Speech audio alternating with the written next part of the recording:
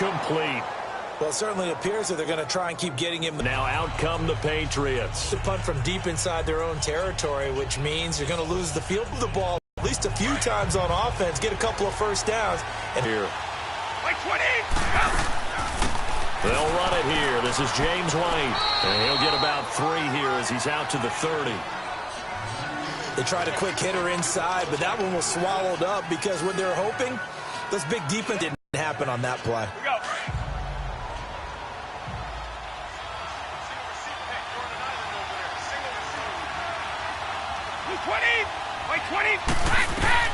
Now Brady throwing on second down. Got a man complete. It's Chris Hogan. And they'll get it up just short of the 45 at the 44. 14 yards is the pickup there and a New England first down.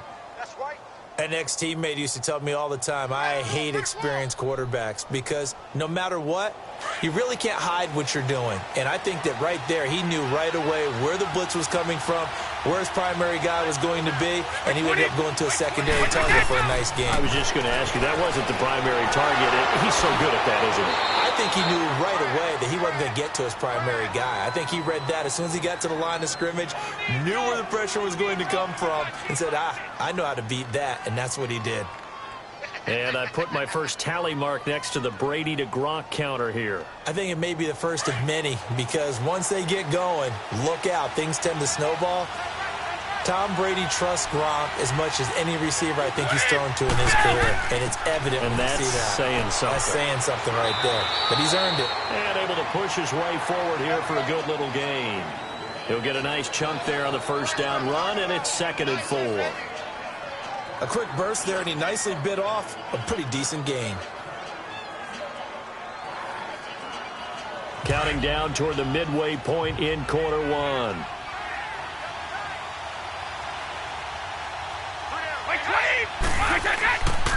Brady going to give this one to Burkhead. And there is nowhere for him to cut back as he's taken down in the backfield.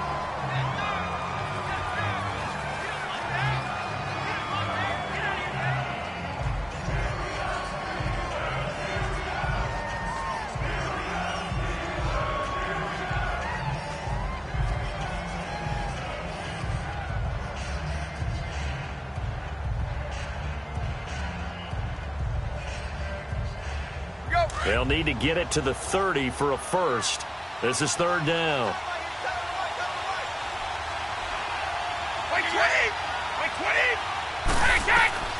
Throwing is Brady on 3rd down. And he couldn't hang on to it through the contact. Incomplete. You hear the calls for a penalty, but I just don't think so. I think in this situation, the defender is making sure his guy couldn't hold on to the football. So I don't see anything that warranted a flag. No, I'm with you. There was contact, but I'm happy they kept that flag in the back pocket.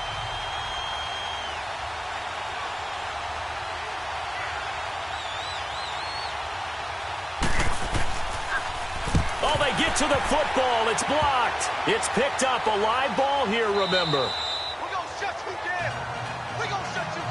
So the next time we leave one of those coaches meetings and we're walking out in the hall and you're like, how come we spend so much time talking about special teams? Here you go. This is why. This is why, right? And look, I'm right there with you. We hear it every time we meet with coaches, but it is a big part of it. And look at how early in the game this occurs. They block a kick, and not only does it set a tone, it sends a message for the rest of the game. Yeah, so much for our first points of the game.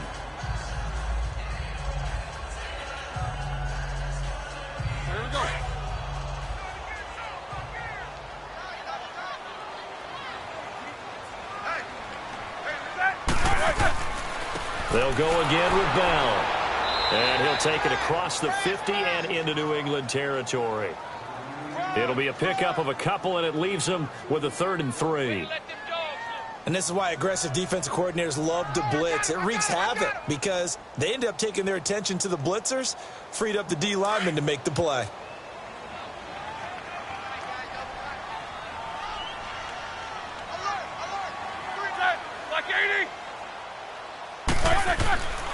They'll try and run for it with Bell. And they go backwards here, losing yardage back at the 48-yard line.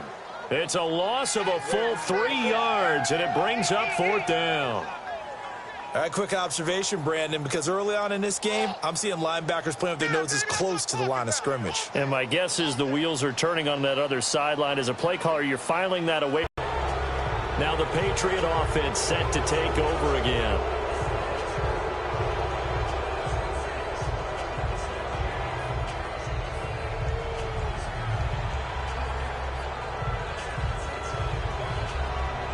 Good starting field position for them as they come up 1st and 10.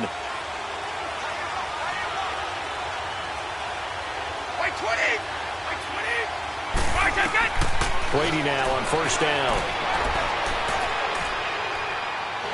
And the Steeler pressure too much here. He's going to go down. The former Buckeye, Cameron Hayward.